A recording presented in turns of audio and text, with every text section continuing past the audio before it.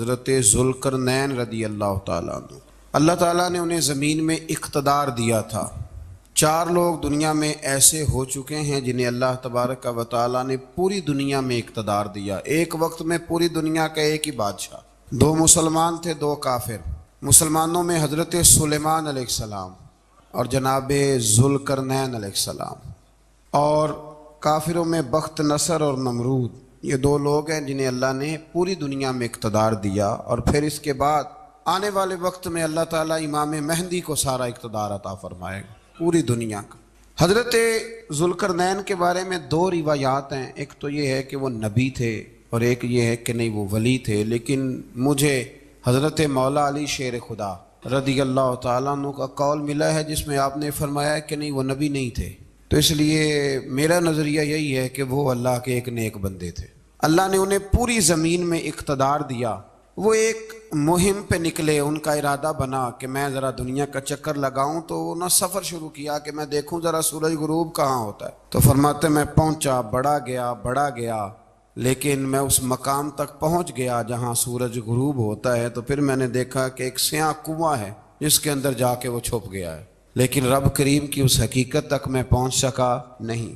پھر آپ فرماتے ہیں کہ میں آگے نکلا تو مجھے ایک قوم کے بارے میں بتلایا گیا جو بڑی خونخوار قوم تھی، بڑی خونخوار، اس کو یاجوج اور ماجوج کہا جاتا ہے۔ یہ قوم اتنی خونخوار تھی کہ یہ درندوں کو بھی کھا جایا کرتی تھی، اتنے لمبے چوڑے ان کے قد تھے، اتنے زیادہ طاقتور تھے کہ سانپ اور بچھو بھی کھا جاتے تھے۔ یہ نکلا کرتے تھے سبزے کے دنوں میں تو ساری کھیتیاں اجاڑ جاتے تھے، ہر چیز تباہ کر جاتے تھے، حتیٰ کہ انسانوں تک کو کھا جاتے تھے۔ تو حضرت ذوالقرنین جب وہاں پہنچے، اللہ تبارک و تعالیٰ نے انہیں ان مظلوم لوگوں کا مددگار بنایا جن پر یاجوج اور ماجوج کی قوم ظلم کرتی تھی۔ انہوں نے آپ سے کہا کہ حضور مہربانی فرمائیں، اس قوم سے تو ہماری جان چھڑائیں۔ آپ نے فرمایا تم میری مدد کرو۔ انہوں نے کہا حضور کس طرح؟ فرمایا بس جسمانی طور پر میری مدد کرو۔ تو آپ نے پھر وہاں ایک دیوار بنائی، لوہا کاٹ کر، سیسا پگھلا کر، پتھر ڈال کر ایک بڑی موٹی تازی دیوار بنائی، اور اتنی اونچی بنائی، اور پھر اس کے چاروں جانب آگ جلائی تاکہ وہ لوہا اس طرح پگھل جائے کہ وہ دیواروں کے ساتھ چپک جائے، تاکہ کوئی آدمی پیر رکھنا چاہے تو پیر رکھ کے اس پہ چڑھ نہ سکے۔ آپ نے وہ دیوار بنائی۔ اب اس قوم کا حال یہ ہوا کہ وہ اس کے اندر قید ہیں، وہ صبح جب اٹھتے ہیں تو اس کو توڑنا شروع کرتے ہیں، توڑتے رہتے ہیں، تو جب شام ہوتی ہے تو ان میں سے ہر روز ایک شخص کہتا ہے اتنی رہنے دو، باقی کل کریں گے، لیکن جب وہ سویرے اٹھتے ہیں تو اللہ تعالیٰ اس دیوار کو پھر سے مضبوط فرما دیتا ہے۔ نبی کریم علیہ السلام نے فرمایا قرب قیامت میں ایک وقت آئے گا، قیامت کے قریب جا کے ایک ٹائم ایسا آئے گا کہ اس مخلوق میں سے ہی ایک شخص پکارے گا اور پکار کے کہے گا کہ اب سو جاؤ انشاءاللہ۔ اللہ ان کی زبان پہ جاری کہے گا اب سو جاؤ اور سویرے انشاءاللہ یہیں سے شروع کریں گے۔ تو فرمایا وہ چونکہ انشاءاللہ کہیں گے تو پھر اللہ تبارک و تعالی اگلے دن اس دیوار کو وہیں پہ رکھے گا جہاں رات کو انہوں نے اسے چھوڑا تھا۔ اگلے دن وہ توڑیں گے تو دیوار ساری ٹوٹ جائے گی، اور پھر اللہ تبارک و تعالیٰ کا فضل ہوگا تو مسلمان کی طرف وہ بڑھیں گے، وہ قتل و غارت کریں گے، پھر سے وہی درندگی کریں گے۔ تو پھر حضرت عیسیٰ علیہ السلام ان کے لیے دعا کریں گے۔ تو دعا کا یہ حال ہوگا کہ ان کے وجود پر کچھ ایسی چیزیں برآمد ہوں گی جن کی وجہ سے وہ مر جائیں گے، ختم کر دیے جائیں گے، قیامت کے قریب جا کے وہ دوبارہ آئیں گے۔ اس کے بعد پھر اللہ تبارک و تعالیٰ نے سورہ کہف کی آخری آیات میں 7 سمندر اور ان جیسے اور بھی آ جائیں، فرمایا 7 سمندر ہوں اور ان جیسے اور بھی آ جائیں اور مل کر وہ روشنائی بن جائیں تو میرے رب کے کلمات ختم ہونے سے پہلے سمندر ختم ہو جائیں گے۔ اور آخری آیت میں اللہ تعالیٰ نے فرمایا کہ اے رسول صلی اللہ تعالی علیہ وسلم آپ کہہ دیجئے کہ میں تمہاری طرح ہی ایک بشر ہوں، انا بشر مثلکم، میں بھی تمہاری طرح ایک۔ اب مثلکم کا بہت سارے لوگوں نے ترجمہ اپنی طرح کا کر لیا ہے، حالانکہ حضور صلی اللہ تعالی علیہ وسلم نے فرمایا کہ بشر ہونے میں تمہاری طرح ہوں، رسول ہونے میں تمہاری طرح نہیں، اللہ کا حبیب ہونے میں تمہاری طرح۔ اور وہ یہ جو میں کہہ رہا ہوں نا نہیں، تو یہ صحیح بخاری کے لفظ ہیں، حضور نے فرمایا ایکم مثلی، کون ہے تم میں جو میری طرح ہو؟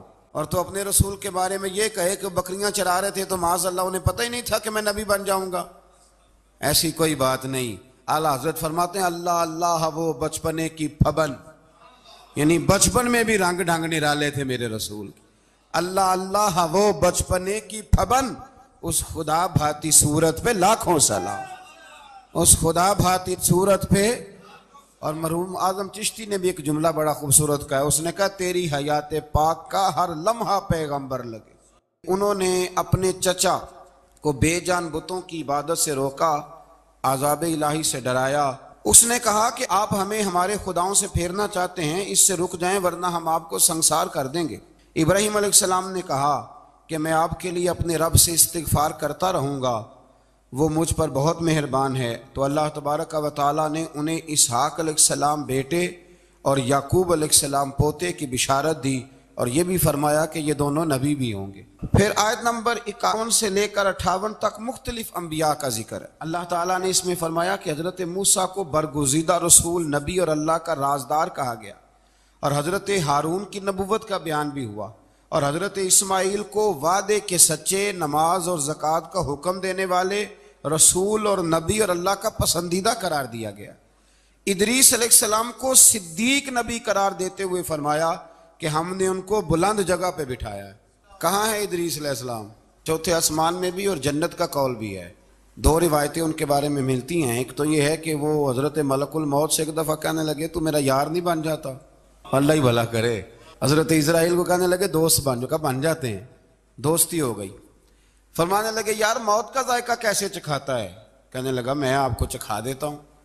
آپ کو موت کا ذائقہ چکھایا اور دوبارہ پھر روح ڈال دی، آپ اٹھ کے بیٹھ گئے۔ کہنے لگے دوزخ تو دکھا، نے وہ بھی دکھا دی۔ فرمایا جنت تو دکھا، جنت بھی دکھائی۔ تو کہنے لگا واپس چلیں، فرمانے لگے اب تو نہیں جانا۔ ہاں کیوں؟ فرمایا رب فرماتا ہے ہم فیہا خالدون، جو جنت میں آئے گا یہیں رہے گا۔ نے کہا جناب وہ تو پہلے موت کا ذائقہ چکھنا ہے، پل صراط جو دوزخ کے اوپر ہے وہاں سے گزرنا ہے۔ تو آپ فرمانے لگے یہ دونوں کام میں کر چکا ہوں اور تو نہیں کرائے ہیں، لہذا میں آ گیا ہوں تو میں نے یہیں پہ رہنا ہے۔ اب حضرت ملک الموت علیہ السلام نے عرض کی مالک یہ تیرا بندہ، فرمایا تیری دوست بھی اس کے ساتھ لگی تھی تو میری توفیق سے ہی لگی تھی، اور یہ یہاں تک آئے بھی میری توفیق سے ہی ہے، میرا ارادہ بن گیا انہیں یہاں رکھنے کا۔ میری طلب بھی تو تیرے کرم کا صدقہ ہے، میری طلب بھی تو تیرے کرم کا صدقہ ہے۔ یہ پاؤں اٹھتے نہیں بلکہ یہ اٹھائے جاتے ہیں، تو یہ بھی تو اس کا کرم ہوتا ہے نا کہ وہ کس طرح کر کے کسی کو نوازتا ہے۔ آیت نمبر 59 میں اللہ تعالیٰ کے فرما بردار اور سرکش بندوں کے احوال اور جو ان کے آخرت میں احوال ہوں گے ان کا ذکر کیا گیا ہے۔ آیت نمبر 66 میں بتایا گیا ہے کہ منکرین آخرت حیات بعد الموت کے بارے میں ہمیشہ شک میں مبتلا رہے۔ انہیں یقین ہونا چاہیے کہ مرنے کے بعد دوبارہ وہی خالق زندہ کرے گا جس نے پہلی بار بغیر کسی نام و نشان کے پیدا کیا۔ آیت نمبر 76 میں بتایا کہ جو لوگ گمراہی میں مبتلا ہیں ان کے ابتلا میں اضافے کے لیے مہلت کی مدت بڑھا دی جاتی، اور جو ہدایت یافتہ ہیں ان کو مزید استقامت نصیب ہوتی ہے۔ اللہ کے ہاں ثواب اور انجام خیر کے اعتبار سے باقی رہنے والی نیکیاں سب سے زیادہ بہتر، ایسی نیکیاں کریں جو باقی رہیں ہمیشہ، کیا کہتے ہیں صدقہ جاریہ۔ آیت نمبر 81 میں فرمایا کہ مشرکین اس امید پر اللہ کے سوا معبودان باطل کی عبادت کرتے ہیں کہ مشکل میں ان کی مدد کریں گے۔ فرمایا ہرگز نہیں، وہ ان کے دشمن بن کے عبادت کا انکار کریں گے۔ آیت نمبر 88 میں بتایا کہ کفار نے اللہ کی طرف اولاد کی نسبت کر کے نہایت سخت بات کی۔ یہ تو اتنا سنگین جرم ہے کہ اس سے آسمان پھٹ پڑے، زمین شک ہو جائے اور پہاڑ ریزہ ریزہ ہو جائیں۔ مزید فرمایا کہ آسمان اور زمین میں جو کوئی بھی ہے سب اللہ کے حضور بندے بن کے حاضر ہوں گے۔ آیت نمبر 97 میں فرمایا جو لوگ ایمان لائے اور نیک کام کیے عنقریب رحمان لوگوں کے دلوں میں ان کی محبت پیدا فرما دے۔ یہ جو شرک والا معاملہ ہے نا، یہ بڑا سادہ سا ہے۔ کچھ لوگ آج نئے فلسفی اٹھے ہیں تو وہ کچھ عجیب و غریب سی باتیں دہریوں جیسی کرنے لگے ہیں، اور بعض مضامین ہم دیکھتے ہیں تازے جو چھپتے ہیں ان کے اندر بھی وہ اشارتاً کنایاتاً مذہب کی بنیاد پر تقسیم نہیں ہونی چاہیے، انسان بحیثیت انسان قابل تکریم ہے۔ تو ایک بات سمجھ لیں کہ جو مکان کی رجسٹری آپ کے نام ہے اگر کوئی اور دعویٰ کرے اس کا تو آپ کو برداشت ہے؟ یہ ہو نہیں نہ سکتا میاں۔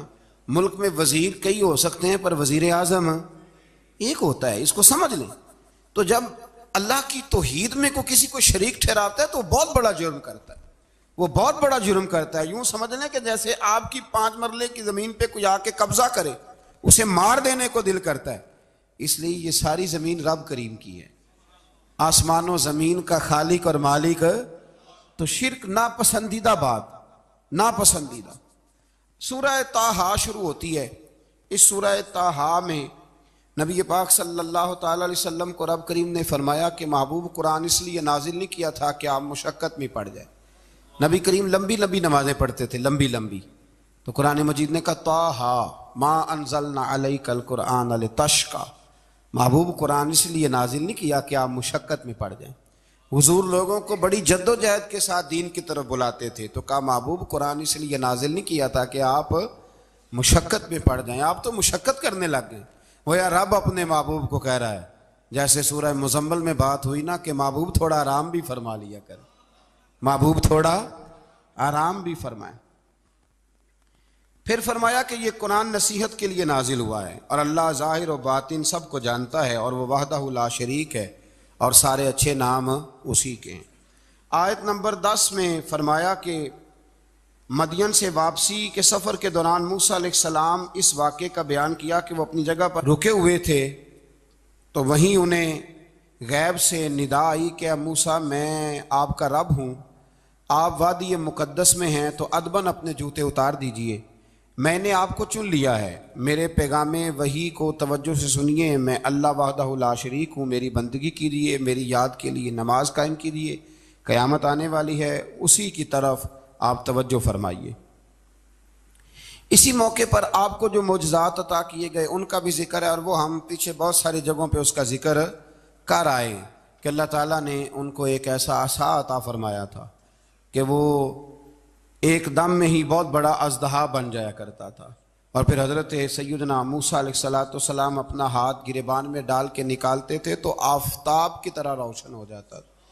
اقبال کہتے ہیں ید بیضا لیے بیٹھے ہیں اپنی آستینوں، ید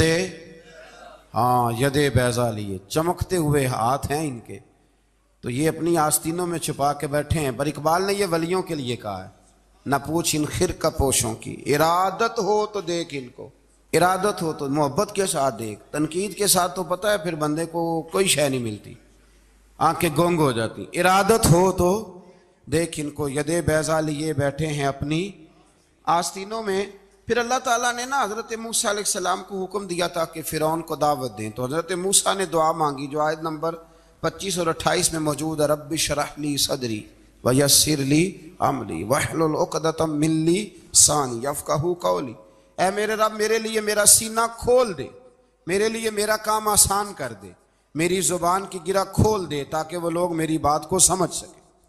یہ آپ نے دعا فرمائی، اور آگے جا کے مزید آپ نے التجا کی کہ میرے خاندان میں سے میرے بھائی ہارون کو اس مشن میں میرا وزیر بنا دے تاکہ مجھے تقویت ملے، اور اسے میرا شریک کار بنا دیجیے۔ اللہ تعالیٰ نے ان کی اس دعا کو قبول فرما لیا۔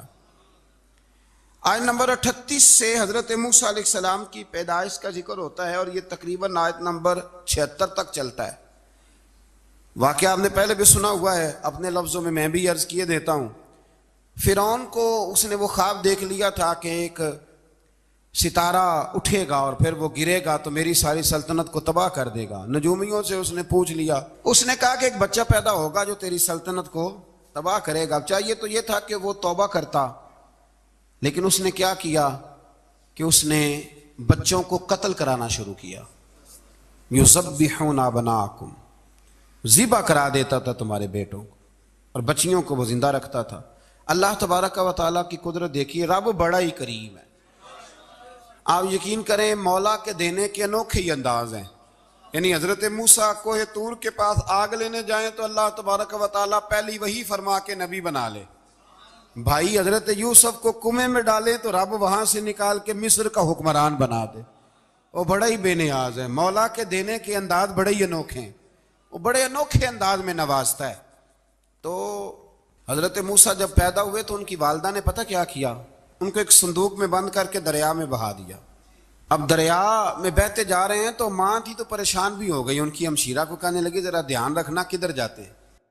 حضرت موسیٰ علیہ السلام دریا میں بہتے بہتے نا فرعون نے نا دریا کے کنارے مکان بنایا ہوا تھا. آپ کو پتہ ہے بادشاہوں کا ذوق ہوتا ہے. آج کل ہمارے جو حکمران ہیں انہوں نے اس کا نام فارم ہاؤس رکھا ہوا ہے, میرا فارم ہاؤس, اور پرانے زمانے میں لوگ ڈیرا کہتے تھے.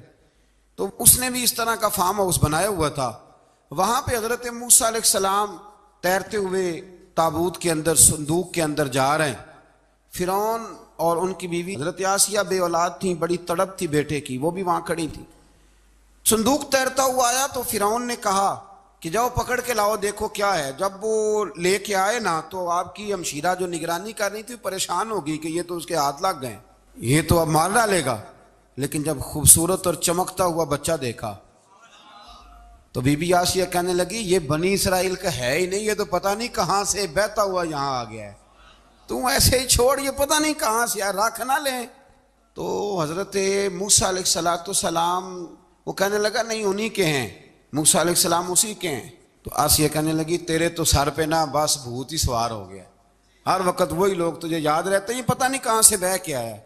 اب رکھ لیا, مان گیا فرعون. آپ فرعون کے گھر میں جو اس لیے بچے مروا رہا تھا کہ میری سلطنت حضرت موسیٰ پیدا نہ ہو جائیں, تو اسی کے گھر میں پرورش پانے لگے, اسی کے گھر میں. اب عورتیں منگائیں گئی دودھ پلانے کے لیے, تو حضرت موسیٰ علیہ السلام کسی بی بی کا دودھ نہیں پیتے, تو آپ کی ہمشیرہ نہ وہیں دائیں بائیں گھومتی رہتی. تو کہنے لگی جناب آسیہ سے کہ میں ایک بی بی کو جانتی ہوں, بڑی صاف ستھری ہے, مجھے امید ہے یہ بچہ اس کا دودھ پیے گا. تو فرعون کہنے لگا دوڑ کے لا. تو وہ اپنی والدہ کو لے کے آئیں, تو حضرت موسیٰ نے فوراً دودھ پینا شروع کر دیا. فرعون کو پھر تھوڑا شک ہوا. ایک روایت یوں بھی لکھی ہے بعض لوگوں نے کہ فرعون ایک دن اٹھایا ہوا تھا حضرت موسیٰ کی, ابھی تھوڑی سی عمر تھی, تو آپ نے اس کی داڑھی پکڑ کے تو ایک گھونسا دے مارا. جلالی تو شروع سے ہے نا. تو کہنے لگا آسیہ تو مان نہ مان, یہ بچہ وہی ہے. تو حضرت بی بی آسیہ کہنے لگی کہ تجھے غلط فہمی ہے, یہ وہ نہیں ہے. اس نے کہا دیکھو نا, یہ تو اٹھاتی ہے تو پیار کرتا ہے, اور میرے جب قریب آتا ہے تو اس کے لب و لہجے میں تلخی محسوس کرتا ہوں. اس نے کہا بچوں کو کیا پتا. خیر ایک طرف اس نے کھانے پینے کی چیزیں رکھ دی, ایک طرف انگارے رکھ دیے. وہ بھی حضرت آسیہ کہتی ہیں کہ تجھے سمجھ آئے بچے بچے ہوتے ہیں. حضرت موسیٰ بچے تو تھے, پر تھے تو اللہ کے نبی نا, اللہ کے نبی تھے. جب اس نے کہا نا یہ بچے ہیں, تو حضرت موسیٰ علیہ السلام بجائے انگاروں کی طرف جانے کے, نبی تھے, وہ سیدھے کھانے پینے والی چیزوں کی طرف بڑھنے لگے. فرعون کہنے لگا آپ بتا.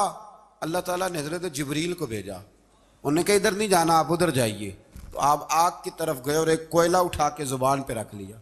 تو آسیہ کہنے لگی سمجھ آئی, بچے کو کیا پتا کدھر جانا ہے کدھر نہیں جانا. اگر وہ اتنا ہی خیال ہوتا, وہی بچہ ہوتا تو آگ.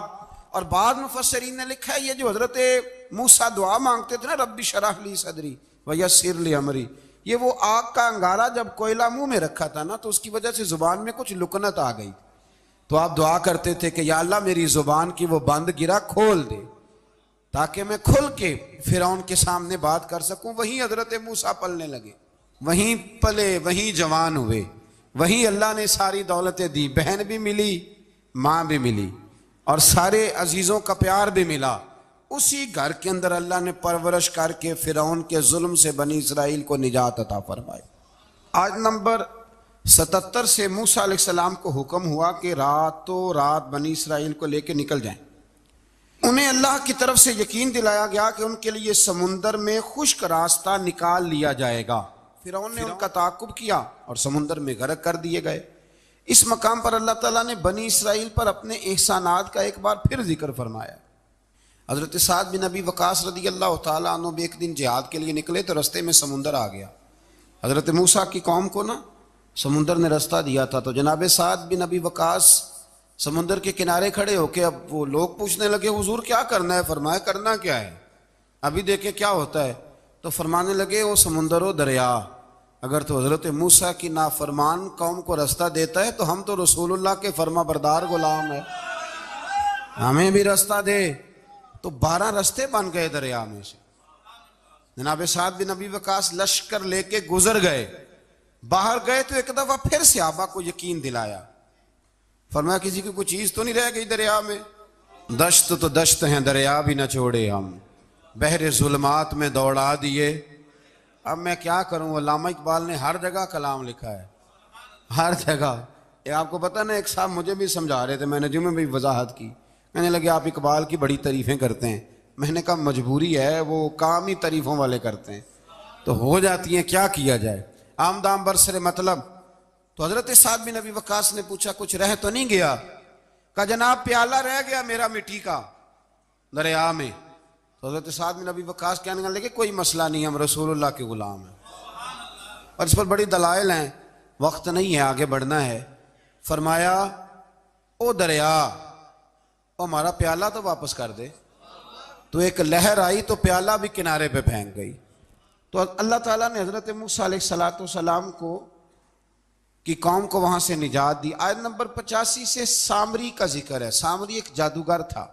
جب حضرت موسیٰ علیہ السلام تشریف لے گئے نا کوہ طور پہ، تو اس نے نا سونے کا ایک بچڑا بنا دیا تھا، اور اس کے منہ میں ایسی تاریں اس نے لگائی تھیں کہ جب ہوا چلتی تھی تو وہ تاریں بجتی تھیں، مفسرین نے لکھا ہے۔ تو بنی اسرائیل والوں کو یہ کہتا تھا دیکھو یہ بولتا ہے، تو بڑے کمزور ایمان کے لوگ تھے، اس طرف متوجہ ہو گئے۔ حضرت موسیٰ علیہ السلام واپس آئے تو انہوں نے پوچھا کہ یہ ماجرا کیا ہے؟ تو اس نے کہا کہ میں نے نا حضرت جبریل علیہ السلام کا گھوڑا جب چل رہا تھا تو ان کے پاؤں سے جو مٹی لگ رہی تھی وہ مٹی میں نے تھوڑی اٹھا لی تھی، اور وہ میں نے اس کے منہ میں رکھی ہے، جس کی وجہ سے اس کے منہ سے آواز ہے۔ وہ مٹی کب اٹھائی تھی وہ بھی لکھا ہے مفسرین نے کہ حضرت موسیٰ علیہ السلام نے جب کہا نا بنی اسرائیل والوں کو کہ گھوڑے ڈالو اندر، حالانکہ رستے بن بھی گئے تھے، پھر بھی کہنے لگے ایسا نہ ہو کہ اندر جائیں تو پانی پھر آ جائے، تو یہ جاتے نہیں تھے، ڈرتے تھے، کمزور ایمان کے لوگ تھے نا۔ اصل مسئلہ نا اندر کا ہے۔ آپ یقین کریں یہ بڑی با کمال بات ہے، میں تو اس نتیجے پہ پہنچا ہوں تھوڑی سی زندگی گزار کے کہ یقین اگر مضبوط ہو نا تو انسان کی زندگی کا ہر کٹھن رستہ آسان ہو جاتا ہے، لیکن جن لوگوں کے اندر مسائل بہت زیادہ ہوتے ہیں ان کے لیے بیرونی کوئی کام کرنا بھی بڑا ہی مشکل ہوتا ہے۔ تو یہ لوگ کہنے لگے کیسے اندر جائیں گے تو پھر نہ پانی مل جائے؟ تو حضرت جبریل امین آئے گھوڑی پہ بیٹھے ہوئے، انہوں نے آگے آگے گھوڑی دوڑائی، تو آگے گھوڑی دوڑی تو ان کے گھوڑے خود بخود پیچھے دوڑ پڑے۔ حضرت سیدنا جبریل کی گھوڑی جہاں پیر رکھتی تھی وہاں سے سبزہ اگتا تھا۔ سامری جادوگر تھا، حیرت انگیز چیزوں کو جمع کر لیتا تھا، اس نے وہ جمع کر کے رکھ لی اور بچڑا بنا دیا۔ تو حضرت موسیٰ علیہ السلام نے جب اس سے پوچھا تو اس نے یہ بات بتائی اور کہنے لگا یہ تدبیر مجھے میرے نفس نے سجائی تھی۔ حضرت موسیٰ نے اس سے کہا تو یہاں سے چلا جا، زندگی میں تیرے لیے وحشت کی سزا ہے اور تیری سزا کا وقت آخرت میں مقرر ہے۔ وحشت کا بھی عذاب ہوتا ہے کچھ لوگوں کو وحشت کا عذاب یہ ہوتا ہے، یعنی انسان ہر وقت خوف زدہ رہے۔ آیات بتاتی ہیں کہ اس پر کون سا عذاب ہے؟ اس پر ایک وحشت طاری رہے۔ اللہ سے دعا مانگیں اللہ تبارک و تعالی ان ساری آزمائشوں سے ہمیں محفوظ فرمائے۔ اسی تسلسل میں پھر قیامت اور سور پھونکے جانے کا ذکر ہے۔ آیت نمبر 105 سے فرمایا کہ لوگ آپ سے پہاڑوں کے متعلق سوال کرتے ہیں، آپ ان سے کہہ دیجئے میرا رب انہیں ریزہ ریزہ کر دے گا اور پوری زمین ہموار میدان کی طرح ہو جائے گی۔ آیت نمبر 109 میں قیامت کی ہولناکیوں کا ذکر ہوا اور فرمایا آج اللہ کی بارگاہ میں کسی کو مجال شفاعت نہیں ہوگی سوائے اس کے جسے وہ اذن شفاعت عطا کرے اور جس کے قول سے وہ راضی ہو۔ آیت نمبر 110 سے اکڑی گردنوں کے حی و قیوم کے سامنے جھکنے، ظالموں کے نامراد ہونے اور مومنین صالحین کے کامیاب ہونے کا ذکر ہے۔ آیت نمبر 114 میں علم میں اضافے کی تعلیم کے لیے دعا ارشاد فرمائی گئی ہے جو بڑی معروف ہے، رب زدنی علما۔ آیت نمبر 115 سے اس بات کا ذکر ہے کہ آدم علیہ السلام جو جنت میں درخت کے قریب چلے گئے تو یہ ان کی بھول اور اجتہادی خطا تھی، اللہ نے خود وضاحت فرما دی، اور انہوں نے قصداً اللہ کے حکم کی نافرمانی نہیں کی۔ آدم علیہ السلام کو جنت میں داخل کر کے بتایا کہ یہاں نہ بھوک لاحق ہوگی، نہ بے لباسی ہوگی، نہ پیاس لگے گی، نہ ہی دھوپ کی تپش محسوس ہوگی، اور یہ کہ آپ اپنے دشمن شیطان کی چالوں سے بچے رہیں گے۔ اس مقام پر قرآن نے اس موضوع کو پھر بیان کیا کہ شیطان نے وسوسہ ڈالا اور مخلص اور ہمدرد کا روپ دھار کر ان کو بہکایا۔ انہوں نے ممنوع درخت سے کھا لیا سو ان کے ستر کھل گئے اور جنت کے پتوں سے اپنے ستر کو ڈھانپنے لگے، پھر اللہ نے ان کی توبہ قبول کی اور جنت سے زمین پر بھیج دیا۔ آیت نمبر 124 سے اللہ تعالیٰ نے فرمایا جو ہماری یاد سے غافل رہے گا ہم اس کے لیے معیشت تنگ کر دیں گے، ومن اعرض عن ذکری فإن له معیشۃ ضنکا، جو ہماری یاد سے غافل ہوگا اس کے لیے زندگی اس پر اللہ تبارک و تعالی ہر وقت اپنی یاد کی توفیق عطا فرمائے۔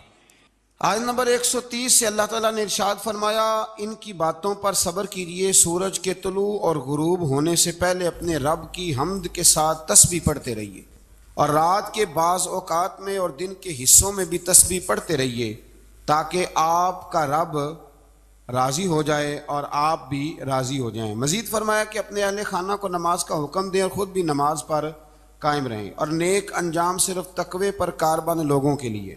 لوگ کیا کہیں گے؟ لوگوں کے لیے الزام لگانا، پروپیگنڈا کرنا بڑا ہی آسان کام ہے۔ دو ہی تو کام دنیا میں آسان ہے، ایک بدگمانی کرنا اور ایک غیبت کرنا، اور اتنا مزیدار کام ہے کہ آپ ساری دیہڑی کرائیں، کوئی بندہ تھکنے کو تیار معاذ اللہ ثم معاذ اللہ سارا دن۔ اور اگر آپ کہیں کہ اللہ کا ذکر کرو، تسبیح لے لو، صرف 500 دفعہ درود شریف پڑھ لو، تو پھر کیا بنے گا؟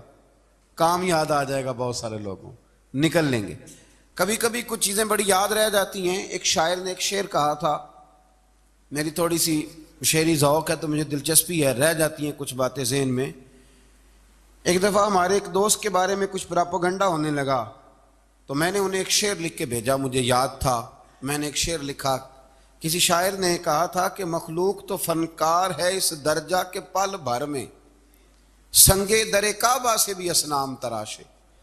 کعبے کے اندر سے مٹی لے کے لوگ بت بنا لیتے اور اللہ کا شریک بناتے ہیں۔ تو کہنے لگا شاعر کہ مخلوق تو فنکار ہے اس درجہ کے پل بھر میں، سنگے در کعبہ سے بھی اصنام تراشے، تم کون ہو کیا چیز ہے داغ کبابی، لوگوں نے تو مریم پہ بھی الزام تراشے۔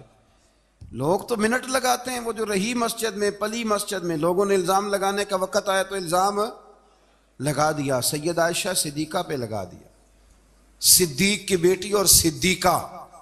آپ سوچ سکتے ہیں کہ لوگ کہاں تک جاتے ہیں اور باتیں کہاں تک پہنچتی ہیں۔ تو یہ میرے رب کریم کا فضل اور کرم ہے کہ جناب مریم کی برات کا اعلان بھی قرآن نے کیا، اور حضرت عائشہ صدیقہ کی برات کا اعلان بھی قرآن پاک نے فرمایا، یہ بھی قرآن مجید نے فرمایا ہے۔ اور کل پرسوں بھی بات ہو رہی تھی حضرت یوسف علیہ السلام کی، تو الزام تو لگتے رہتے ہیں۔ تو میں نے اس دن بھی سوال کیا تھا، پھر دہراتا ہوں کہ غلطی کیا تھی حضرت یوسف کی؟ کبھی کنواں اندھیرا، کبھی بھائیوں کے تھپڑ، کبھی مصر کا بازار، اور ذرا سوچو تو صحیح، جب بولیاں لگتی ہیں انسان کی تو کیا حال ہوتا ہے۔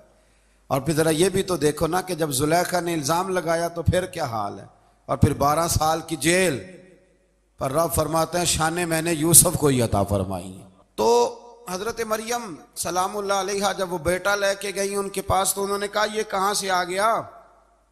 آپ فرمانے لگی میں نے تو چپ کر روزہ رکھا ہوا ہے، اسی سے پوچھ لو یہ کہاں سے آیا ہے، یہی بتائے گا۔ پنگوڑے میں تھے حضرت عیسیٰ علیہ السلام، پنگوڑے میں۔ تو قرآن مجید کہتا ہے کہنے لگے قال انی عبد اللہ، حضرت عیسیٰ بولے اور بول کے کہنے لگے میں اللہ کا بندہ ہوں، اور آتانی الکتاب، خالی نہیں آیا، کتاب ساتھ لے کے آیا ہوں، وجعلنی نبیا، اور اس نے مجھے نبی بنا کے بھیجا ہے۔ تو حضرت عیسیٰ علیہ السلام پنگوڑے میں ہیں تو کلام فرما رہے ہیں، اپنے نبی ہونے کا اعلان فرما رہے ہیں۔ اب اس بندے کے قریب جا کے اس سے سوال کرنے کو دل نہیں کرتا جو نبی پاک کے بارے میں کہتا ہے 40 سال کے بعد نبی بنے۔ یہاں پنگوڑے میں حضرت عیسیٰ کلام کریں، پنگوڑے میں، اور وہ پنگوڑے میں کہے میں نبی ہوں، اور تو اپنے رسول کے بارے میں یہ کہے کہ بکریاں چرا رہے تھے تو معاذ اللہ انہیں پتہ ہی نہیں تھا کہ میں نبی بن جاؤں گا۔ ایسی کوئی بات نہیں۔ اعلیٰ حضرت فرماتے ہیں اللہ اللہ وہ بچپنے کی پھبن، یعنی بچپن میں بھی رنگ ڈھنگ نرالے تھے میرے رسول۔ اللہ اللہ وہ بچپنے کی پھبن، اس خدا بھاتی صورت پہ لاکھوں سلام، اس خدا بھاتی صورت پہ۔ اور مرحوم اعظم چشتی نے بھی ایک جملہ بڑا خوبصورت کہا ہے، اس نے کہا تیری حیات پاک کا ہر لمحہ پیغمبر لگے۔